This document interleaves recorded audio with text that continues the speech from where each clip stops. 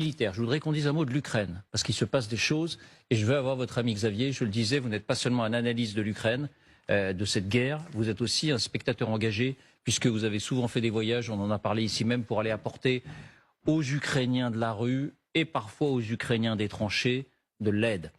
Que se passe-t-il en Ukraine? Eh bien voilà que Volodymyr Zelensky renonce à l'élection présidentielle. Il n'y aura pas d'élection présidentielle l'an prochain. Comment faut-il comprendre cette décision? Voici les indispensables avec Aurélie Blonde.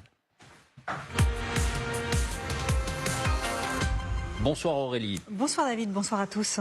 Volodymyr Zelensky ferme donc la porte à ces élections présidentielles qui étaient prévues dans quelques mois. Et oui David, en temps de paix, l'élection présidentielle aurait dû avoir lieu en mars 2024, mais pour le président ukrainien, ce n'est pas le bon moment. Écoutez. Повинні визначитись, що зараз час оборони, час битви, від якої залежить доля держави і людей, а не час вкидів, яких від України очікує лише Росія. Я вважаю, що зараз вибори не на часі. L'élection présidentielle de mars prochain est donc annulée. Elle est reportée à une date indéterminée. C'est un virage à 180 degrés alors que Zelensky assurait il y a 2 mois que ces élections auraient lieu. Alors comment expliquer cette décision? Hier soir, le président ukrainien a brandi un argument juridique. Il faudrait abroger la loi martiale actuellement en vigueur qui interdit la tenue d'élections en temps de guerre. Il n'y a pas de place pour les conflits politiques, a-t-il justifié.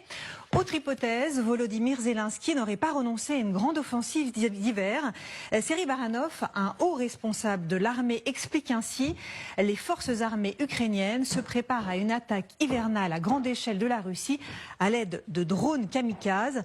Dans ces conditions, il paraît difficile d'organiser une campagne présidentielle. Un mot, David, encore à ce sujet. Selon un sondage réalisé le mois dernier, 81% des Ukrainiens considèrent qu'il est légitime de ne pas avoir d'élection présidentielle l'an prochain. Restez avec nous parce qu'on va évoquer la mort curieuse, étrange du principal conseiller du chef d'état-major ukrainien.